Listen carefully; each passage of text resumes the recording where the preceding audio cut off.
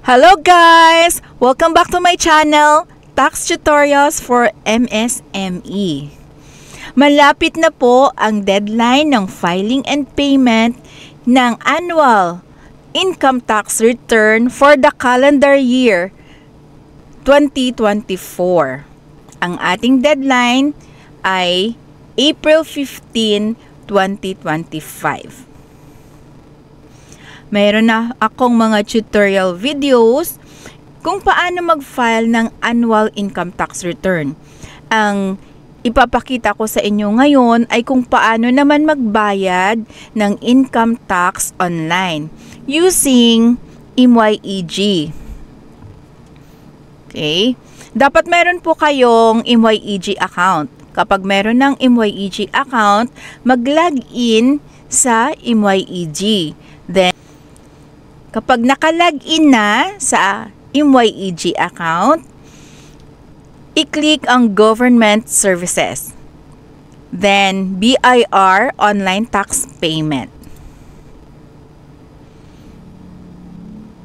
Click Pay Taxes Online. Then, fill up your payment details. Pay amount of balikan ang BIR Form 1701, kunin ang tax due. Itong aking taxpayer ay may income tax payable na 4,273. Okay.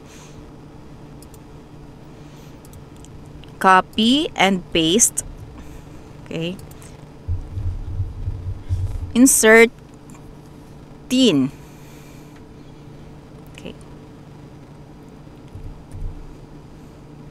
Type your TIN.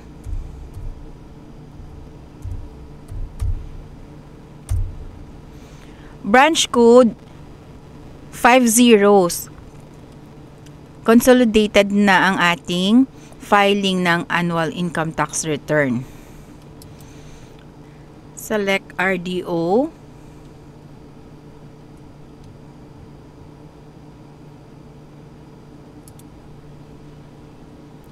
Form series. Form series is 1700 series. Form type 1701.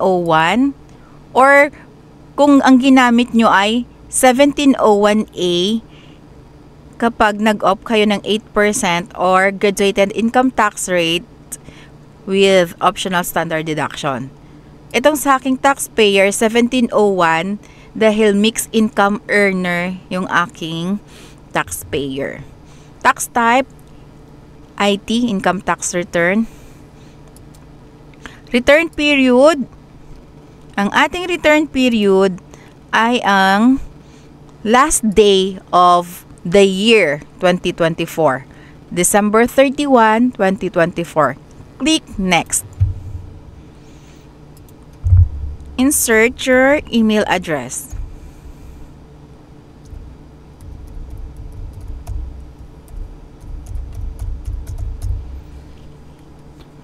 Then, click Next. Okay. Review. Review yung TIN. Tax due. Okay.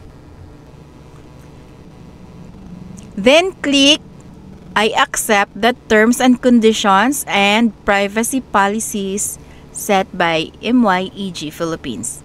Click Confirm and Pay.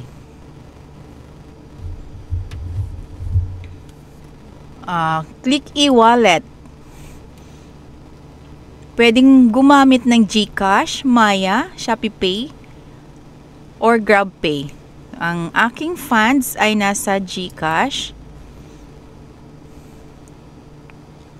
Okay, click Proceed.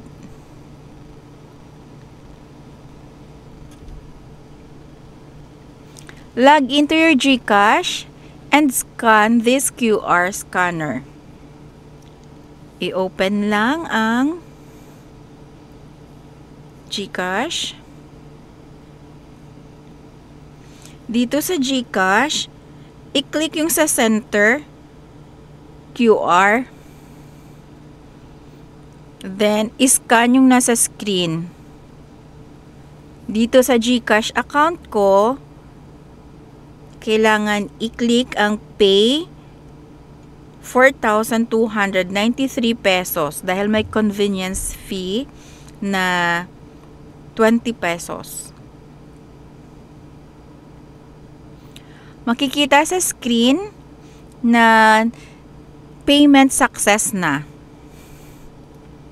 Okay. Pwede itong i-view ang payment details or mag-login sa inyong email para i-print ang confirmation of payment. Okay? Ganyan lang kadali magbayad ng income tax online. Okay? Sana may natutunan po kayo sa aking video ngayon.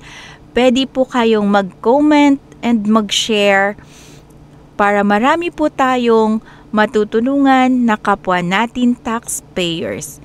Thank you so much. Bye!